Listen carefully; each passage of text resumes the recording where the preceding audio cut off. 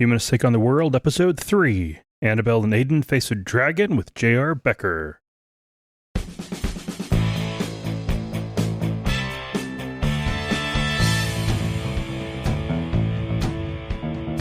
Welcome to another episode of Humanists Take on the World. This time, it's an interview with JR Becker, who's the author of the Annabelle and Aiden books. And what's going on for us?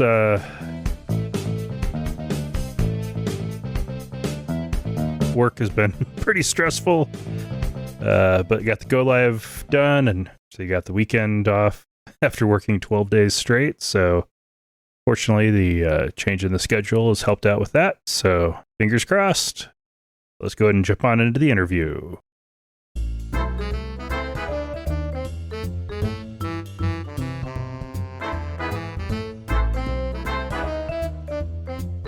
And we are now joined by JR Becker, who is the author of the Annabelle and Aiden books. These are books written for children, and he's got a new book coming out. JR, welcome to Humanists Take on the World. Thank you so much for having me, Dustin. I'm very happy to be here. All right, can you give us, well, first, what's the new book, since it launches today? Yes, the new book is entitled There's a Dragon in My Garage, which most readers from that title could ascertain what the book is probably about. And if not, we'll get into that. But yeah.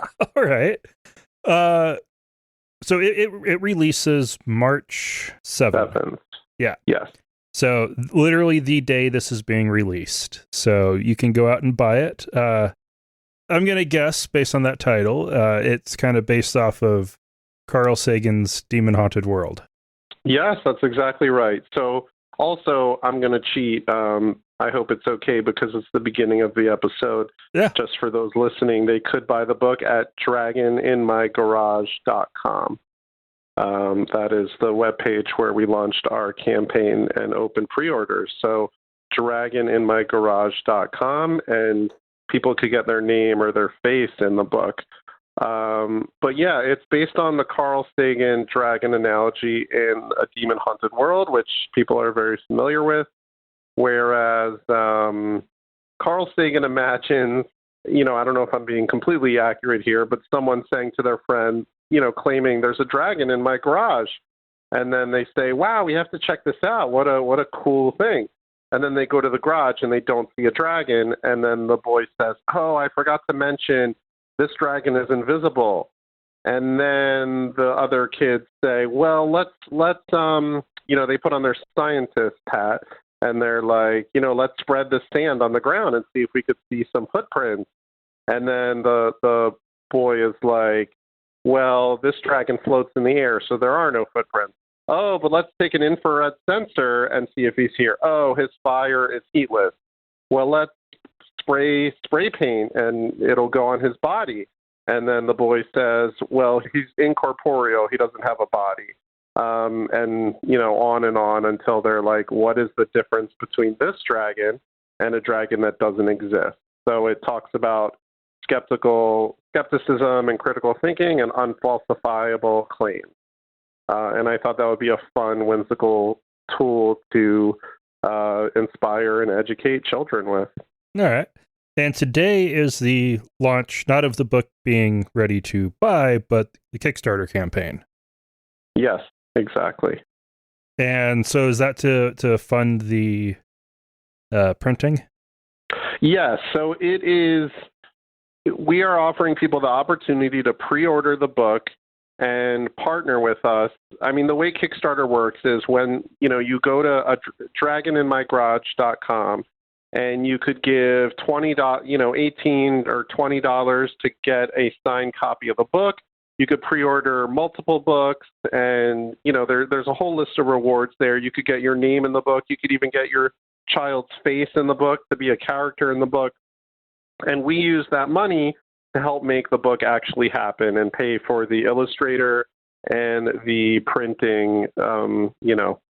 We hope to do a print run of 1,000 books.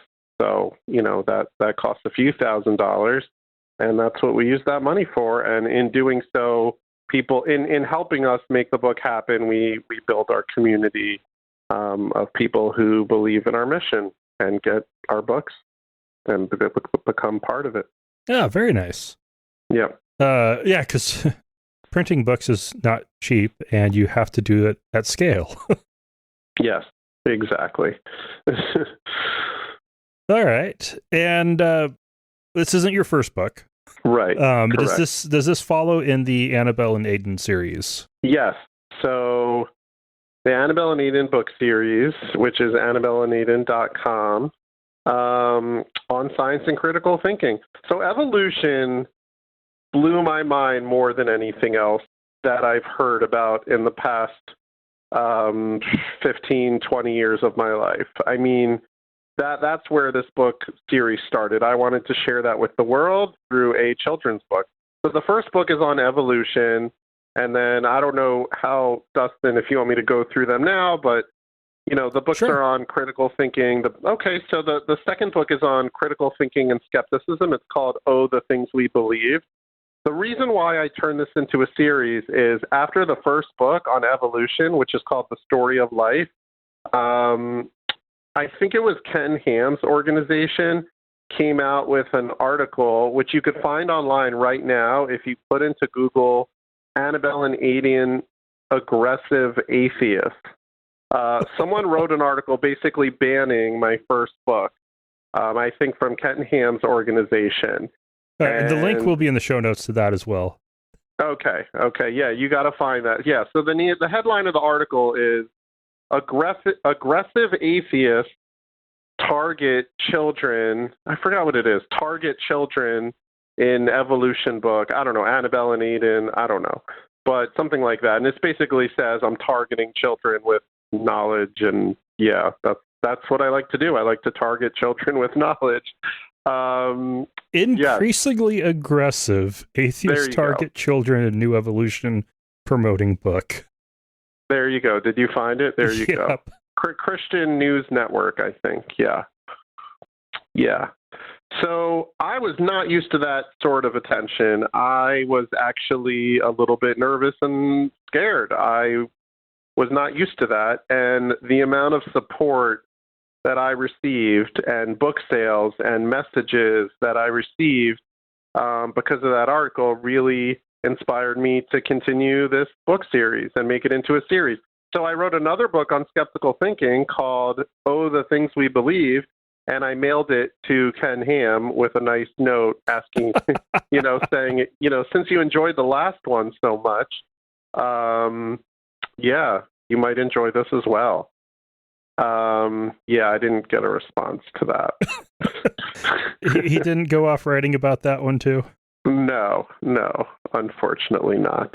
I think he's not a complete idiot. Whatever. Yeah, so then I did the second book, and then the third. So the second book is on, storks delivering babies and flat Earth and just fun, whimsical mythology and claims that we've made in the past that we know are no longer true, as a fun way to teach kids critical thinking and skepticism and the beauty of science. And then the third book is called Worlds Within Us, and that is on the Big Bang, how we're all made of stardust. Mm-hmm. And then the fourth book was our most popular one for a long time. It did far better than I could have expected. And I didn't want to write it, but a lot of homeschooling parents urged me to. It's called What Happens When We Die, and that was the most fulfilling book I think I wrote because a week after it was released, a man read it at his mother's funeral, the whole entire children's book, the whole book, and sent me a video of that. It was just very touching. A lot of messages I got. It really helped children understand death and how to celebrate the only life that we know we have. It was very fulfilling. Yeah, and lots of kids have pets that die and grandparents that die, and it's rare for people to grow up without having had any experiences with death. Right. And it really came from well, there's a clip of Neil deGrasse Tyson and then Stephen Fry. So Stephen Fry narrated a video for the British Humanists Association on death. And he talks about how death, mortality gives life meaning and shape, because if we always had tomorrow, then we would lose the urgency to accomplish today. We would feel like we would push things off. And death gives life shape, it gives life meaning. And I think Stephen Fry gives the analogy of like eating a cake. We only enjoy a piece of cake or a good novel or a good film because we know that it's going to come to an end. And if it went on forever and ever, it would grow stale and we would become bored with it. And life is the same way. And I really loved that. It resonated with me. So that's a lot of what the book, the book that I wrote, What Happens When We Die, it talks about entropy and how our energy lives on forever and et cetera, which I heard from Neil deGrasse Tyson. But then it mostly talks about what Stephen Fry said, which is how to celebrate and enjoy the only life we know we have. So, yes, that's what the book, that's what inspired me to write that. Nice. Yeah. Yeah, it's a hard topic, but people wanted that.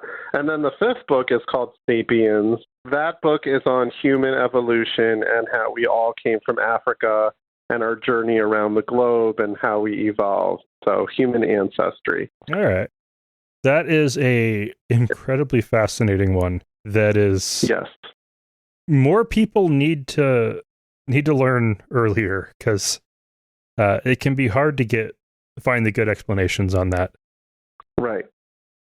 And the one of the ideas that I love from that topic is skin color, is how our skin color is nothing more than a reaction, a biological reaction to ultraviolet rays, and how as we move north, the people who move north, generally their skin turned lighter because it needed to absorb more sun because it was lacking vitamin D, and those are the people that 10,000 years ago learned to digest cow's milk so that they would get more vitamin D because there was less sun up north. Because I mean, that stuff's fascinating. Yeah, and humans suck at synthesizing that, when most animals have fur that block out all the sun, but they can. They make the stuff. We don't, because we didn't need to on the savannah. Right. I mean, that's fascinating. I mean, people don't know that. The grown-ups don't know that. I mean, learning that we're all literally related and we all came from the same area. I mean, we're all the same species, and our skin color is as arbitrary as our eye color or our hair color. It's just where our ancestors were from, based on the sun. That I think that could go a long way towards celebrating our unity and, help showing how racism is so ridiculous. Yeah, it is amazing how much early, not that great evolutionary science helped fuel advancements in racism, which was very bad. Right. Now we have enough knowledge about it to know that that's all complete bullshit. Yeah. Right. Survival of the fittest was that's one argument that sometimes certain I shouldn't say theists, I should just say anti-atheist people make. They might say, well, evolution is just survival of the fittest. That just means morally that whoever's strongest is the best and is correct. And I'm like, that's like saying gravity says we should all jump off buildings. Like, yes, it is a fact that through time, whoever was fittest for survival was the one that just so happened to be able to pass on their genes. That doesn't mean that we need to go by an exaggerated, weird version of that in our ethical behavior.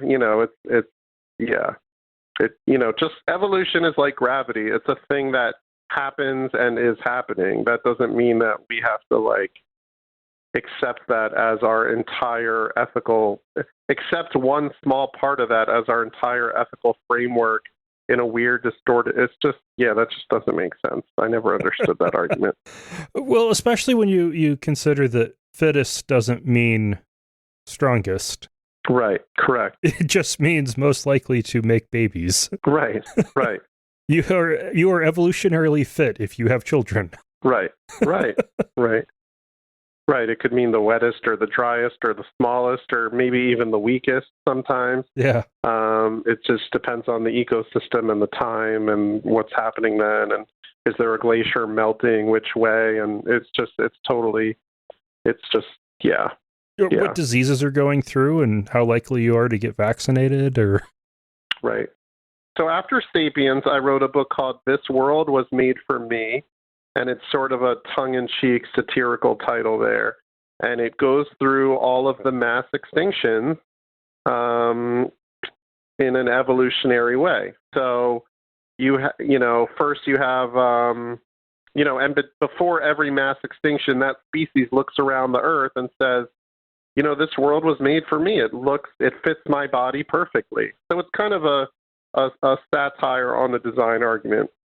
And then, of course, something happens, a volcano erupts or an ice age happens, and that species just gets basically mass extinction, And then, there's one tiny little rodent in the corner who survives and turns into, and then turns into primates and says, this world was made for me. And then it happens again in Africa. And, and so on and so forth. And it just teaches us that it's not that the world was made for us. It's that we are the 1% surviving species and everyone else was slaughtered. They went extinct. They were, 99.9% of species have gone extinct because they were not, quote unquote, intelligently designed for the environment in which they were in through history.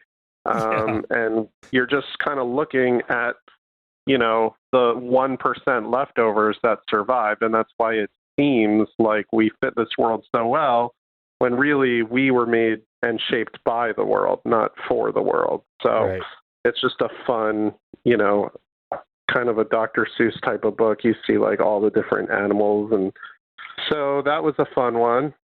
And then the last one was the number one most successful book we've had, at least the Kickstarter campaign. And that, I think it's because it's a topic that people want to read about more. Mm-hmm. And Dustin, I would love to hear your thoughts on this because I feel like this is your field.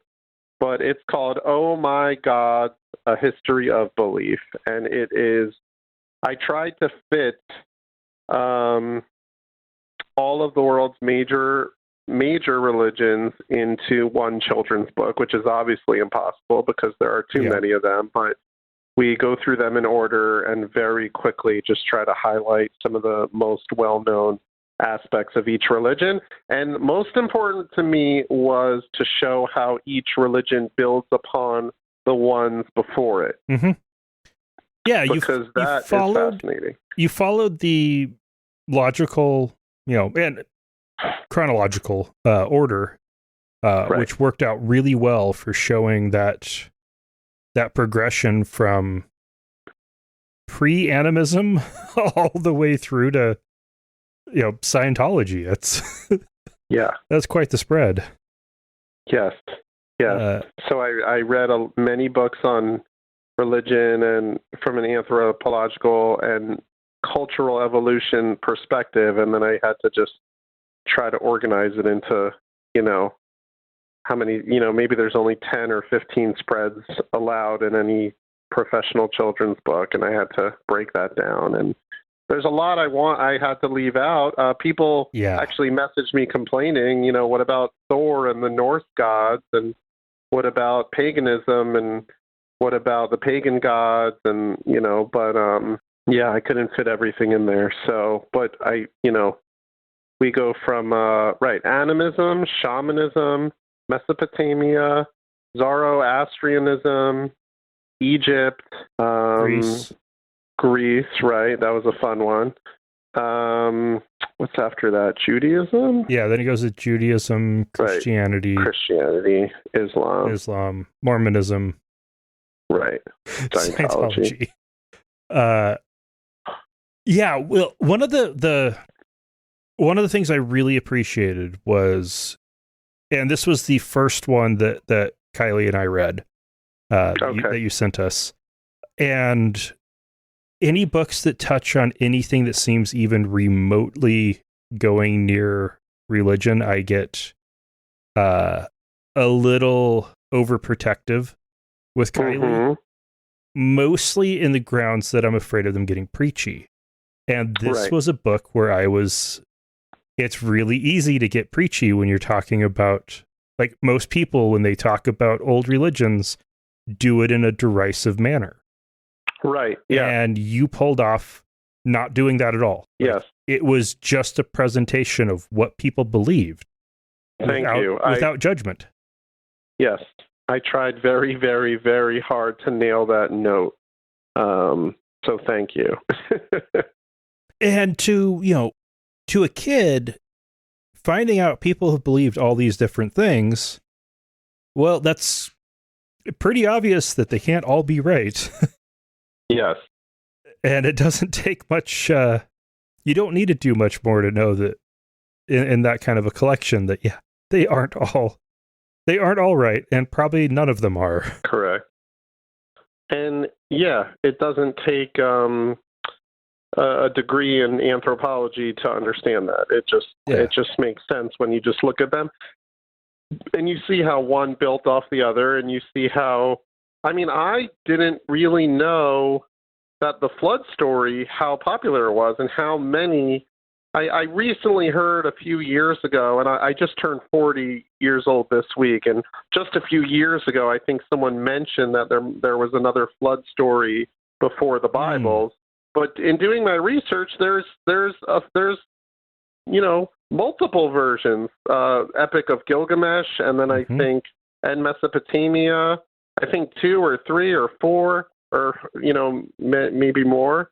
And you could read them today. I mean, you could Google flood stories, and you could read the Epic of Gilgamesh flood story or the Mesopotamian flood story, and you see it's clear as day. It's there. It's written. We have it. It's in I'm assuming it's in a museum somewhere. The Epic of Gilgamesh, or or some of these older texts. I don't know, but old copies you of can them read it. Absolutely are.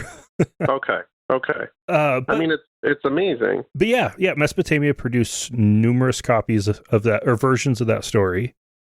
Okay. None, like, there was an original. None of the versions we have are likely to have been the original, and they all build off of each other. Right. Including the story that's in the Bible. Right. That fits in with those. Right. Ancient Egypt had flood myths. China had flood myths. Wow. India definitely had flood myths. Every civilization built around a great river. Right. Which the early civilizations were all based on great rivers that did massive flooding every year. Right. Yeah, you're gonna build part of your religion off of that. Right. I live in the Northwest, and here in a few years, if a new religion were to form, it'd be probably centered around wildfires. Right. Whatever the big scary thing is. Right. So on our website, we actually have activity sheets for all of our books. And for Oh My Gods, it was basically like our activity sheet basically explains, well, it refers to our book, which explains exactly this, how our gods and our stories, our religious stories, are a reflection of our deepest concerns, our deepest fears, our deepest hopes and dreams. And then it talks about how, the Egyptians were obsessed with the afterlife, because life got easier with farming and everything, so they were worried about death, and it talks about, and then it challenges the children to create their own god or their own myth stories, and ask, like, if your household made a religion, what would it be around? Would there be like the hot chocolate god, or the pizza, the Thursday night pizza god, or like what rituals do you have in your family that would be translated into gods or mythology? So that's an interesting, fun exercise. Oh, it is. And yeah, Kylie really liked it. Okay. She likes stories of the supernatural. She likes anything with witches and goblins and fairies and that's most of her exposure to stuff like that. And right. So that she just globbed right onto that. Perfect. Stories of magical creatures, and to her it was just another story about fairies, basically. Perfect. And the art, so the illustrator that we had for our previous 6 books was amazing, but she is overwhelmed and busy with other stuff. So I found a new illustrator, and I pretty much drove her crazy for the book Oh My God. So I don't know how much she wants to even talk to me anymore because I'm a perfectionist and I'm artistic myself, not like her, but I'm like an artist wannabe. So I'm like, I was very, very picky with the artwork, and she completely blew me away and did everything that I ever could have expected beyond my expectations. So I was very happy for that. People really praised the cover and praised the book. I was very happy with her artwork. The art of the Greek story with Athena coming out of Zeus's head, like that is the art was just brilliant in that. Thank you. Yeah, that was a trippy spread. It's like psychedelic kind of, because she like made it blurry and twisted and warped with like Athena like kind of coming out of his head. So that was fun. So what's the target age range for these? So it's funny, when I wrote them, I didn't think about that. It kind of just came out of me. I wasn't thinking like I'm going to write a book for 4 to 7-year-old, But I think from what I've heard from parents, it's perfect for ages 4 and up, 3.5 and up. So like 4 to 8 probably. All right.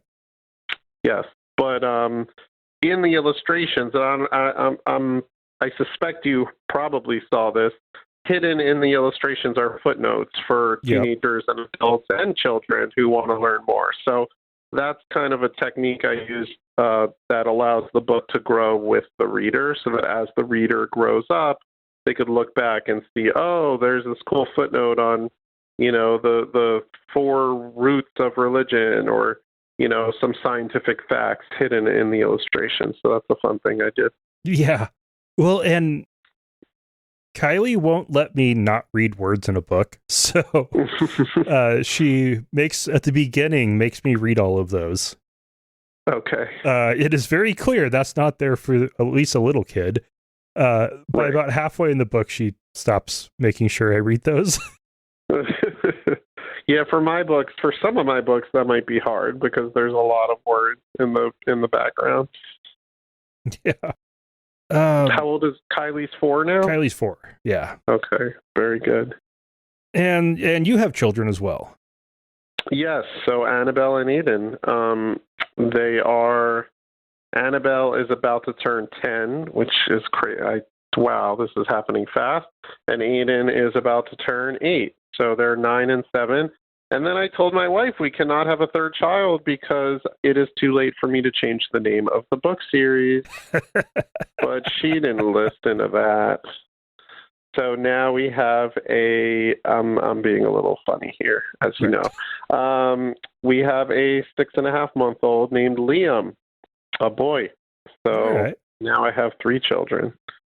Who is going to have quite the psychological issues for not being in your books.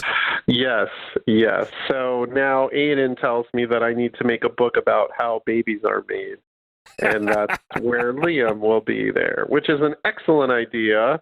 That is. But I don't know. Maybe I'll do that. I feel like there are a lot of books. I don't know. I don't know. Maybe I'll do it. I have other things on my list. I want to make a book about the search for extraterrestrial life and aliens and the Golden Record and the Voyager. What other? I have a list of ideas somewhere, but maybe I'll get to that. Yeah, there's a lot, but if you can get it, if you can strike the right balance on accurate and age appropriate, like yes, right. It's kind of the third rail. Like, I'm worried to even touch that subject because no matter what I do, I'll just offend people. I don't know. Because it's being one of those where to get to where parents are generally going to be comfortable with it, you've probably dumbed it down too much. Right. Maybe. And one of my hesitations is that my book series really stands for big questions for little thinkers, that go to the core of who we are. And I guess that could be, like we're made of stardust. We all came from Africa. We're all related. What happens when we die? Questions that really talk about the real essence of who we are in the world in an existential way. But maybe I could tie that in to how babies are born and how babies are made. I don't know. Maybe I will do that one day. We will see. Yeah. But I'm glad you enjoyed Oh My God. Yeah. And yeah. So what got you into writing children's books in the first place? So I actually I enjoy writing. I love writing, and I'm an ideas guy. I'm always thinking of new topics. About, probably about 15 years ago, I had an idea for a novel that was basically, I'm a philosophy major, so the novel is basically, I ended up writing a novel. It took me 4 years to write. It's on Amazon right now. I probably sell 2 copies a year. It's called The Spider and the Ant, and it's basically rationalism versus empiricism. It's on epistemology, the theory of knowledge. It's basically a fantasy like The Lord of the Rings or Harry Potter, and there's different nations, and each nation lives their lives in an exaggerated way according to according to a different philosopher. So there's a nation called the Republic after obviously Plato, and then there's one after Aristotle. There's one after David Hume and Descartes, and the clothes that they wear and their language and their customs are basically satirize extreme versions of those philosophers' philosophies. And there's kings and wars, and it's just this long novel I wrote. It took me 4 years to write. And when I was finished, I'm very proud of the novel. I think it came out, well. I'm like, I am never doing that again. But years later, I wanted to write. And then I realized children's books are just a more achievable project for obvious reasons. Right. Most children's books are, Yeah. 1,000 words at the most. Exactly. So, and around that time, years later, I was becoming very excited. I mean, I was just very excited about, when I was in middle school or high school, I went to religious schools. They kind of glossed over evolution very quickly.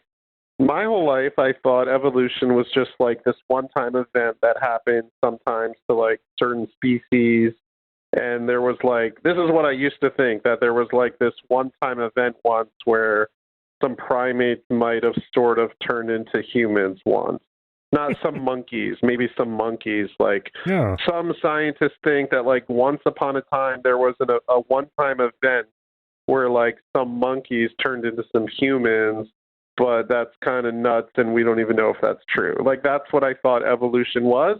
And that's what I think a lot of people think it is. I think today if you just walk around Times Square or any public place and with a microphone and you did like whatever, the jaywalking or, whatever comedians do, and you just kind of ask people, what is evolution?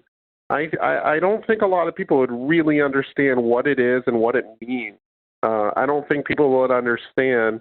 I don't think most people know that there was one single living thing that every single living thing today is an ancestor of, and that every single human is literally related, and that every single living thing is related, like me and the blades of grass outside in my backyard actually descend from the same ancestor if you go back far enough. I don't think people know, maybe I'm wrong, but I don't think people know what that is. I don't think people know why we have, how survival of the fittest and descent by modification actually works. I don't think people know that. And I think there's nothing more inspiring and amazing than understanding it. And it's hard to explain, but once you get it, you get it. And it's just like, oh, so why do people like sweet food? And why do, it explains not just how we look, but how we feel and how we kiss and how we laugh and how we design, how we taste food and how we design our architecture. Why? I mean, it explains everything about human and just anything living, how we act and how we love and how we hate and why we fight each other and why. I mean, it's just it really inspired me. So, wow, I just talked about that for a long time. But no, evolutionary psychology blows my mind. Yeah, it's all there's a lot there, and there are a lot of people who have been spoiled against it by conservative religion, or they were never taught it. I don't think they were taught it. I think they were taught once in middle school about peppered moths in England and the Industrial Revolution. That one example of evolution. Where the white moths were eaten because the Industrial Revolution turned the trees around London black, so the white moths didn't survive, and then the black moths survived and passed on. But people don't realize that's not like a one-time event that happened, and it happened like 5 times. It's every single. I'll say it this way: every single aspect of our bodies was once an quote-unquote accidental genetic mutation that got naturally selected for. Yeah. The moths are a great example of it, but when it's just presented by itself, right? Yeah, it does sound more one-time thing. Yeah. That's just a great example because of that artificial pressure. Right. Right. But that's why, the reason why we have 2 eyes and not 3 is because 2 eyes were selected. There was a genetic mutation and it caught on, and it's I don't know. It's amazing. So I didn't want to write more novels, and I wanted a way to sort of share that with the world. So I thought a children's book would be a good vehicle to do that with. So that is how I started writing children's books. All right. And it took off, thanks to Ken Ham. All right, so you went to religious schools growing up. Yes, so I grew up in an Orthodox religious home, and okay, you say Orthodox. Would that be Orthodox Jewish or? Yes. Okay. Yes. I never even heard of the Orthodox Christian until I was older. Yes, but Orthodox Jewish, yes. And I remember being very young. I don't know if I was 5 or 8, and I went to synagogue, and I remember people like swaying back and forth and praying. And I remember thinking, and even my brother told me that I asked him, like, do you really think there's someone like up like in the sky, like listening to their words? Like I was skeptical early on, and I think I spent the first half of my life sort of saying to myself, like, I must be crazy because I'm the only one thinking these thoughts, or I'm the only one talking about them, and I just kept saying to myself, like, when I'm older, I'll understand. Like, I didn't understand how people believe this, or do they really, really, really believe this? That they could, like, please God, let me do well in my job interview. This, like, if someone's listening up there and they're going to, like, how does that work? What is prayer scientifically? Like, does it travel up? Like, how does it, I wanted to know, like, how it works, like, mechanistically, like, I'm like, how do we, it just didn't, and there was a lot of, like, God works in mysterious ways. And I'm like, well, then how do you know those ways? But if you don't know those ways, then why are you so emphatic on saying that? It didn't make sense to me. And then I'll just, I could go on and on with the whole story, but, I had times where I just kind of, most of the time I absolutely hated it. And when I say it, I'm talking about the version of observance that I was brought up with. Right, because Orthodox Jewish is, that fits into a specific spot in the like Jewish continuum. Yes, I mean there are many different groups within Orthodox Judaism. There's a wide array. So right, and if I'm remembering correctly, on the most liberal side, you've got Reform, and then conservative, but that is not Orthodox. Then right. Orthodox, and then you've got all the really crazy ones. Yes, which are within Orthodoxy. Orthodoxy, okay. Yeah. And then there are other sects like Reconstructionists and Renewal, et cetera, et cetera. But right, the main three are Reform, Conservative, and Orthodox. Those are the largest three groups. And then, so then you grew up in a pretty conservative Jewish home. Yes, more liberal and open-minded than many other Orthodox homes. I mean, it's really all relative. There's a wide array. I did not grow up nearly as religious as a lot of other people I know that grew up Hasidic,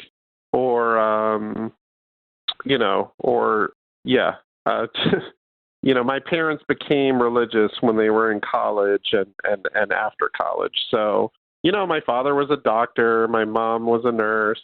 I had a pretty great childhood, considering. We had a TV in our, I was still in the secular world. We had a TV in the house. We went to movies. We went to the beach. We were, I was running around in a t-shirt and shorts in the sun, mm-hmm. But it's not like I was like really in a cult or anything.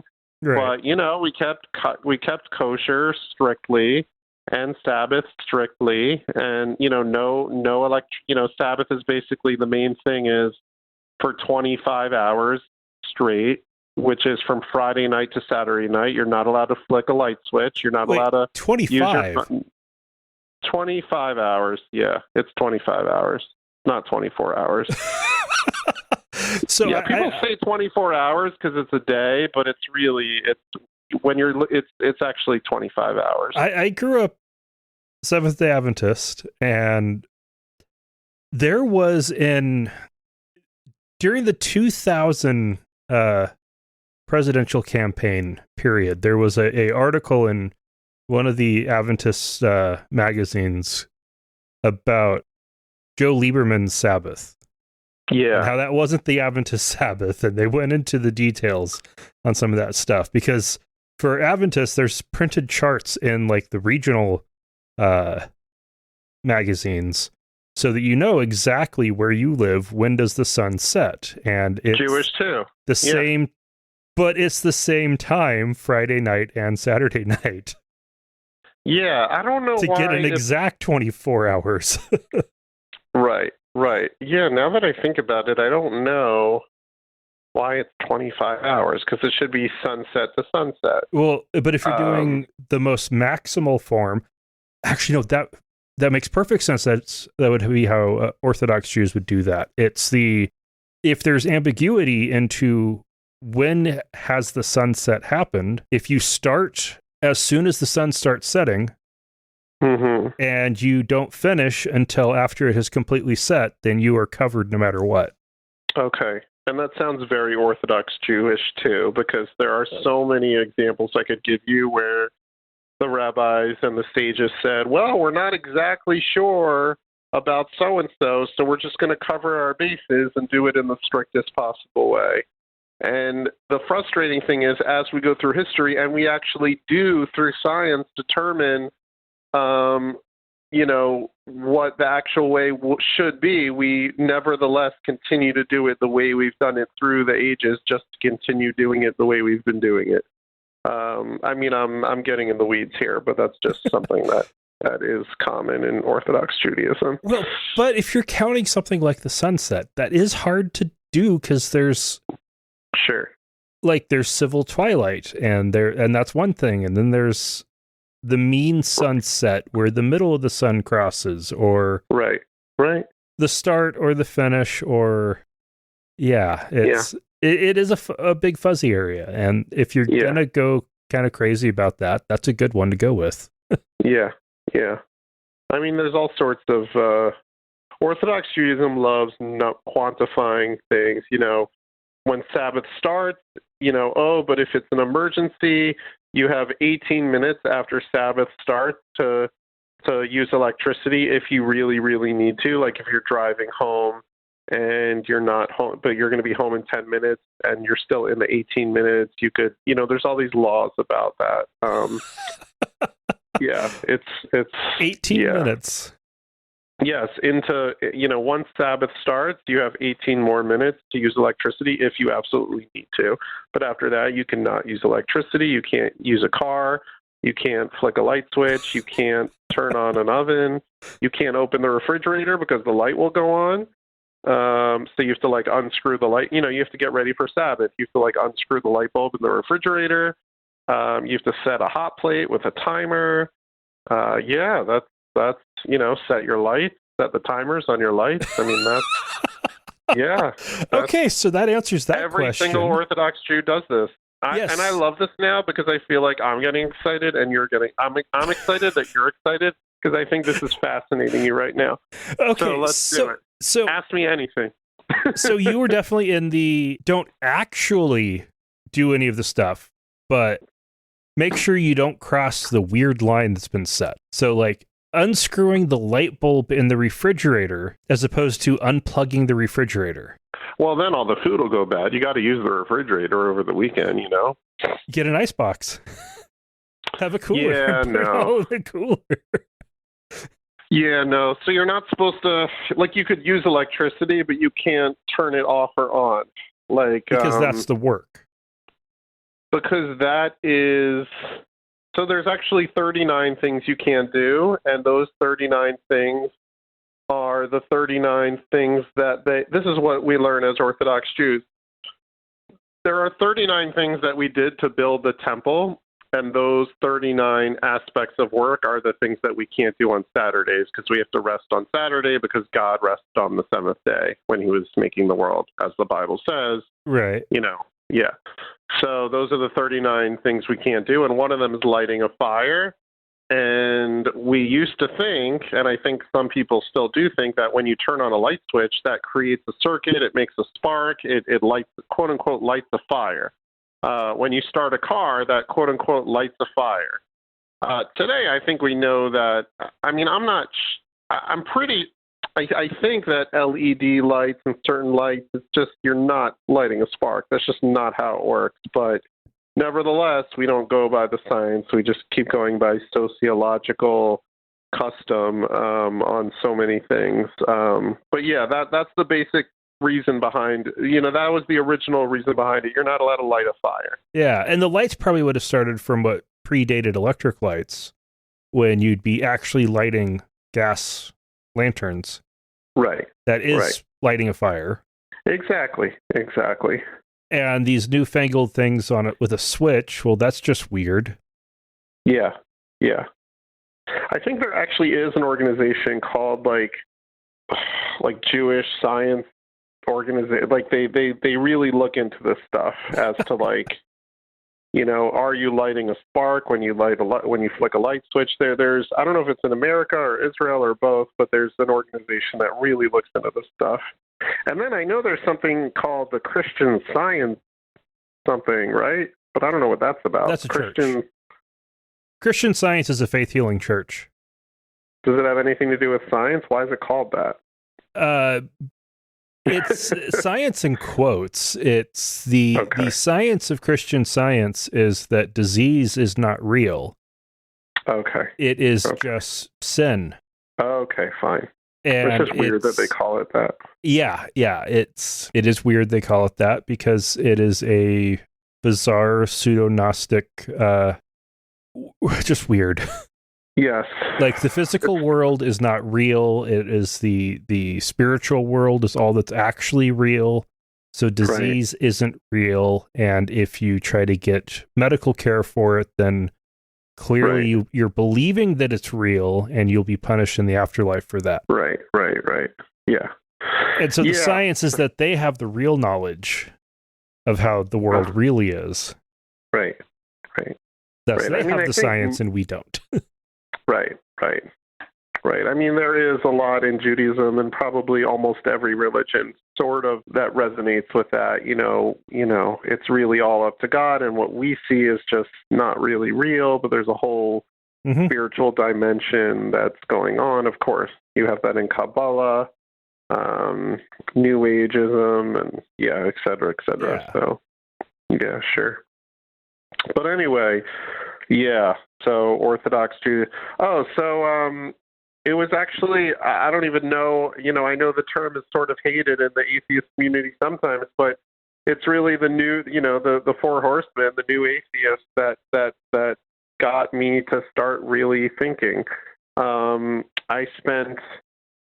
basically I was on the Upper West Side of Manhattan and I went to I heard a rabbi speak, and he was giving rational proof for Judaism. This was probably 10 years ago. Maybe 10, 12, 13 years ago. And he said he debates atheists online, on YouTube. And that night I went on YouTube and that sent me down a huge rabbit hole for about 4 years. I was obsessed with, because, I mean, this was my whole life up until this point. And I'm just like, hearing Christopher Hitchens just, nail it down, and Matt Dillahunty and Lawrence Krauss and whoever, Sam Harris, just watching these debates, I was like, my jaw was on the floor because I never knew that these conversations even existed in this format. And everything I was hearing the atheists say, I was thinking, this is exactly how I have felt my entire life. And I thought I was crazy and I thought I was an idiot. And it's like, hello, yes, this is it. Like what a lot of these people were saying, I was just like, yes, like that's exactly how I overwhelmingly have felt. I felt like a huge relief, And then I read all their books. I read books by a lot of rabbis and pastors and priests and atheists, and I did a lot of, I was kind of just obsessed with it because I'm like, I need to, before I deny everything I was everything I grew up with, it needs to make overwhelming sense to me. Like it's kind of, I think I was afraid of embracing atheism. I think I needed to be so overwhelmingly sure that it made so much more sense. And I don't know. I feel like maybe I was washing myself of all that I had grown up with. I don't know. But it takes time when you've developed a particular worldview. It takes time to build the new one to replace it. Yeah, and then you have questions like, well, what about morality?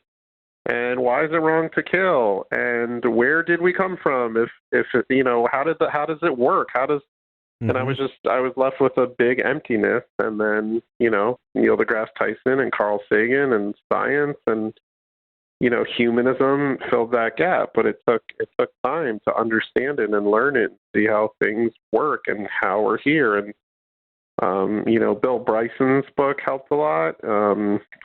I think it's called A Brief History of Nearly Everything.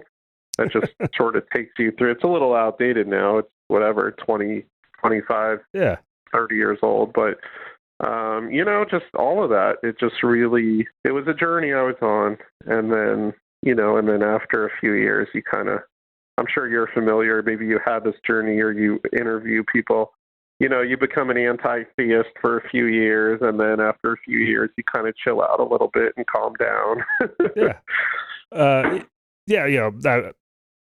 Adventist who got a degree in theology and got half of a Master of Divinity. I definitely went through the AntiPrevious phase. Yes. So that's my journey. And then I think it's important to stand for something and not just against something. And that's when I started to become an advocate for humanism and a science communicator and writing these books. Yeah, very nice. And that's it. Yeah, I spoke at I traveled a little bit and brought the books to a lot of ethical culture societies. I spoke at the American Humanist Association in Vegas a few years ago and just tried to attend those science conferences and skeptic conferences and spread the word. And I've built a small but modest but enthusiastic readership, and that's it. Awesome. All right. Well, I think we're out of time, and it is very late where you are. Yes. So, where can people find your stuff again? AnnabelleandAiden.com, and also right now you could pre-order the new book, the upcoming book. There's a Dragon in My Garage at the website dragoninmygarage.com. All right, and the links will be in the show notes.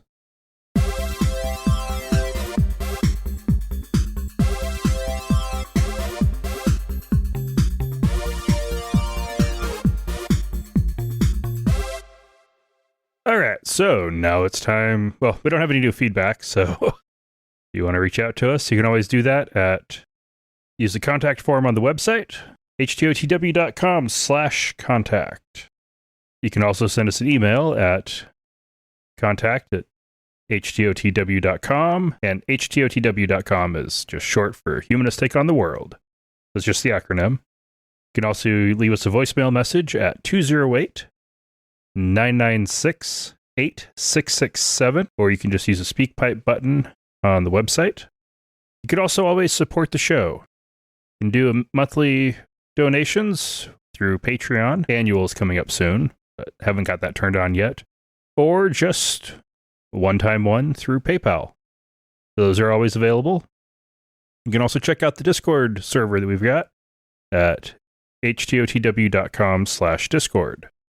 As far as support goes, we do have some new stuff there. So, new patron, Nigel. Thank you so much for your support, Nigel. It's greatly appreciated. And we also have 2 upgrading patrons, both Alan and SoJo. So thank you to both of you. It was kind of a nerve-wracking thing with changing things up, changing the schedule, the release cadence, and tweaking the topic, that it might result in patronage going down. And so far, we're a month in from the change, and we got about half as much money. That's to be expected since we were going from per episode, which was, most people didn't have limits set, so most months they were getting charged 4 times the pledge. And going to monthly, it's just once. Also cutting the, how many episodes we're getting out in half. Yeah, I'm still feeling pretty good about that. And, but if any of you want to become a new patron, or if any of our existing patrons who haven't upgraded would like to, it'd be greatly appreciated. So that's it for now. And remember, not all those who wander are lost.